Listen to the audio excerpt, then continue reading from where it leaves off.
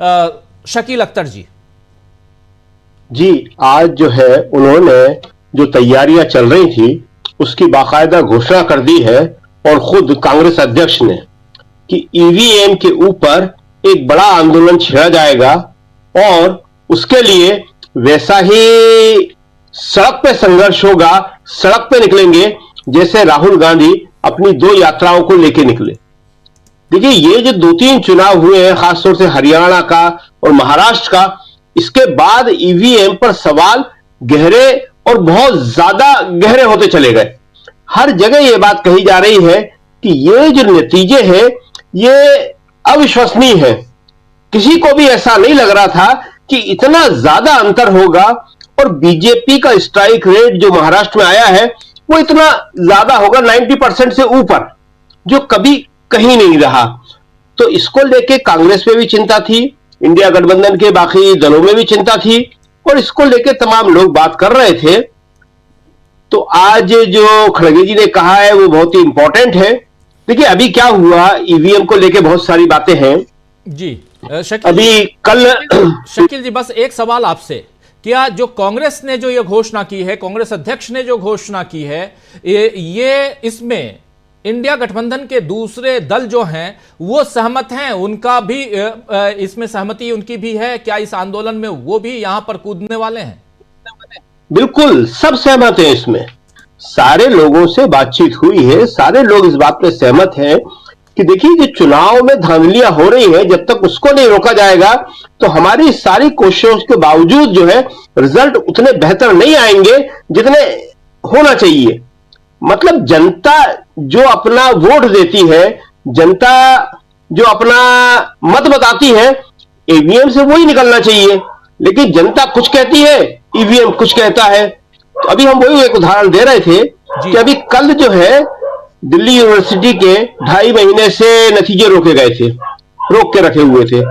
Delhi university छात्र संघ के, डूसू उसको कहते हैं, DUSU, और उसमें जब 7 साल बाद कांग्रेस का अध्यक्ष जीता है, 7 साल बाद NSUI का, तो जब वो नतीजे हमने लिखे, जब वो रिजल्ट बताया, तो ढेर सारे सवाल आए, और उनमें 99% ये थे कि चुनाव कैसे हुए थे, ईवीएम से कि मतपत्र से।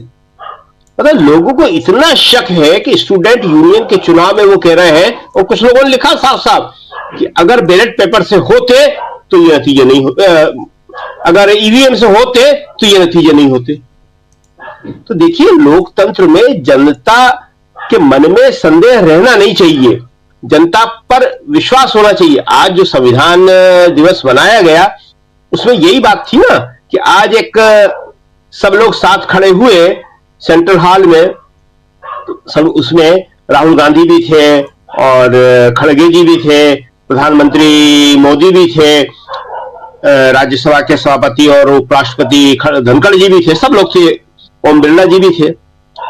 तो ये संविधान की भावनाओं के अनुरूप काम हो तब तो संविधान का मतलब है जी। 75 साल हो रहे हैं, 75 साल पहले जो संविधान की भावना थी उसी के अनुरूप काम हुआ, तो आज भारत एक मजबूत राष्ट्र के रूप में खड़ा हुआ है ना, ताकि हम 75वीं सालगिरह मना सके उसकी। और भावना क्या थी? बहुत छोटी साधारण, जो राहुल कह रहे थे वो सिंपल बात है कि सबके अधिकार सुरक्षित हो, सबको न्याय मिले, सब स्वाभिमान से जी सके। आज राहुल क्या कह रहे थे? राहुल ने आज बहुत महत्वपूर्ण बात कही, और हमारे ख्याल में इतना साफ राहुल ने आज पहली बार कहा कि आप इन 2 बातों को लेके जनता में जाओ और फैला दो। ऐसा राहुल ने, हमें याद नहीं आता कि इस तरह स्पष्ट कभी बोला हो। एक कि जाति गणना होना चाहिए, दूसरा 50% के कैप को हटना चाहिए जी। बस राहुल बोला, और राहुल ने कहा कि 90% लोगों को उनके हक नहीं मिल पा रहे।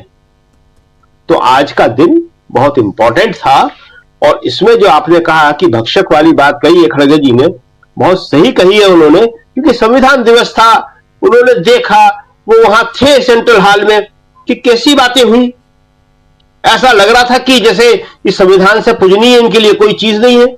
लेकिन डॉक्टर अंबेडकर, उसका नाम भी ये लोग बहुत लेते हैं, मोदी जी बहुत लेते हैं, बीजेपी वाले बहुत लेते हैं, उन्होंने कहा क्या था कि संविधान तो ठीक है, हमने बना दिया, मगर ये किन लोगों के हाथ में जाएगा उसी से साबित होगा कि वो लोग किसके साथ हैं।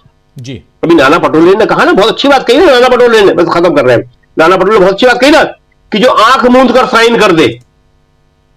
संविधान ये नहीं कहता, संविधान ने इंस्टीट्यूशन बनाए थे।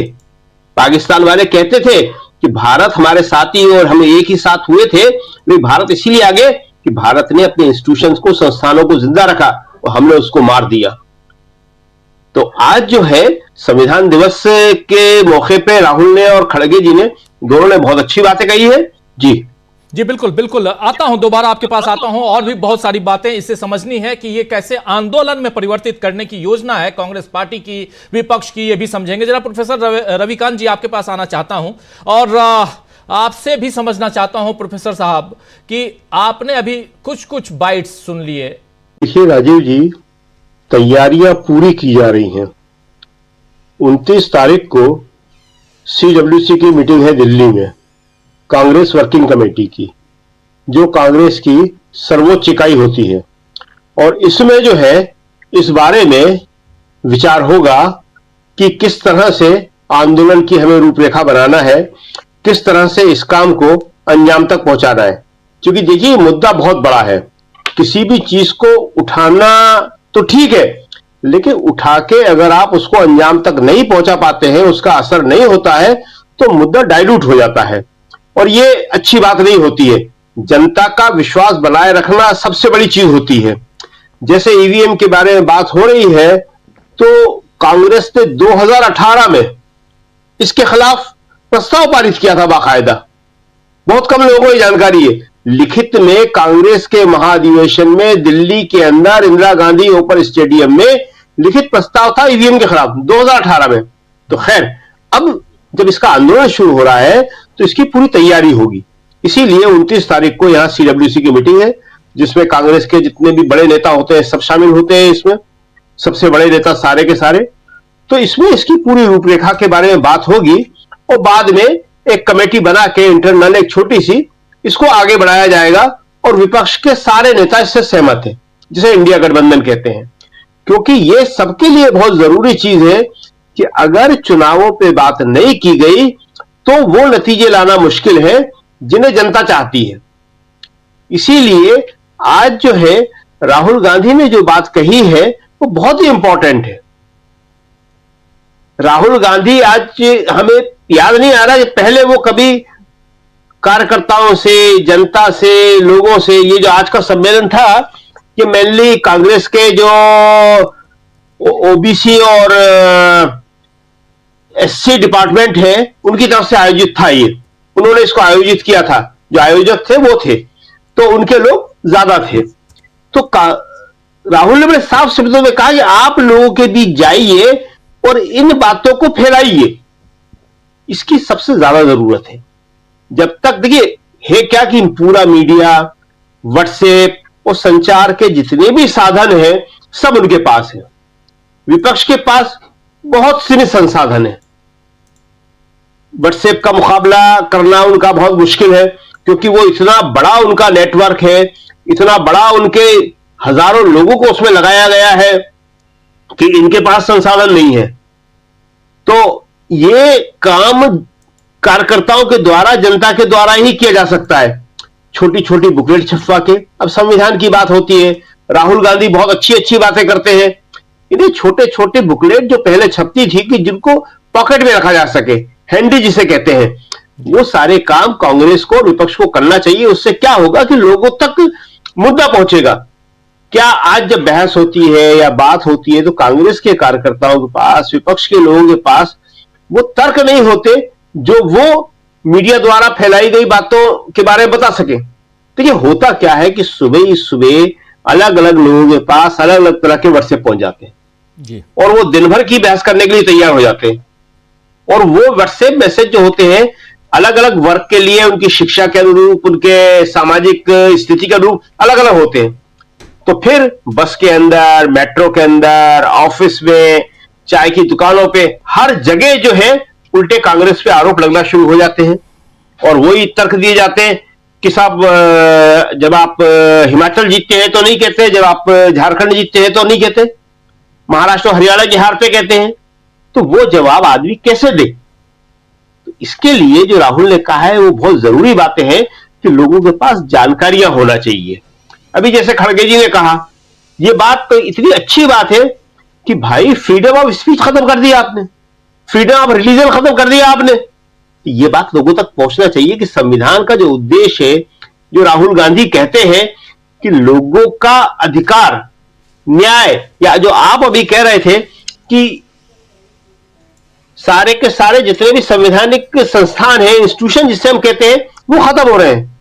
आपने नाम भी लिए, सुप्रीम कोर्ट का नाम लिया, चुनाव आयोग का नाम लिया, ऐसे ही सारे खत्म कर दिए आपने, कोई भी नहीं बचा। तो उनके खिलाफ लड़ाई लड़ना एक बात है, और लड़ाई से पहले थोड़ा जनता को जागरूक करना भी अलग बात है। देखिए, जनता की याददाश्त तो बहुत कम होती है।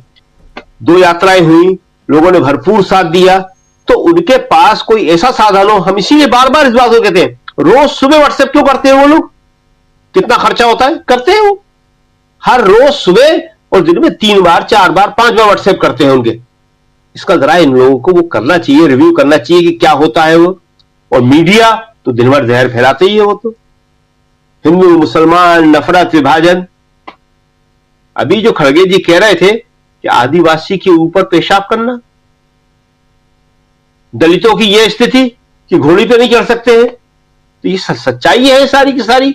मगर आपको लोगों तक ये सारी की सारी सच्चाइयां पहुंचाना पड़ेंगी, बताना पड़ेंगी। ये जो अभी हमने बताया कि जैसे हर हार के बाद या हर बड़े इवेंट के बाद सीडब्ल्यूसी की मीटिंग होती है, हरियाणा के बाद कहा गया एक फैक्ट फाइंडिंग बनेगी, तो इस फैक्ट फाइंडिंग जो है हरियाणा का, क्या इस सीडब्ल्यूसी में आ जाएगा? वो आना चाहिए, उसके बारे में बात होना चाहिए। और देखिए, जहां तक पैसों का सवाल है, तो पैसा तो उनके पास इतना ज्यादा है, इतना खर्च करते हैं वो, कि उसका मुकाबला तो करना बहुत मुश्किल है। और उसका मुकाबला आप जनता के द्वारा और कार्यकर्ताओं के द्वारा ही कर सकते हैं। ये अकाउंट तक सीज कर दिए थे आपने कांग्रेस के, तो इसलिए ये बहुत अच्छी बात है, ये जो आंदोलन की बात कही गई है, और इसको पूरी तैयारी के साथ काम हो रहा है इस पे। और ये जब होगा तो निश्चित ही रूप से इसके नतीजे अच्छे निकलेंगे। जी बिल्कुल बिल्कुल। अगर ये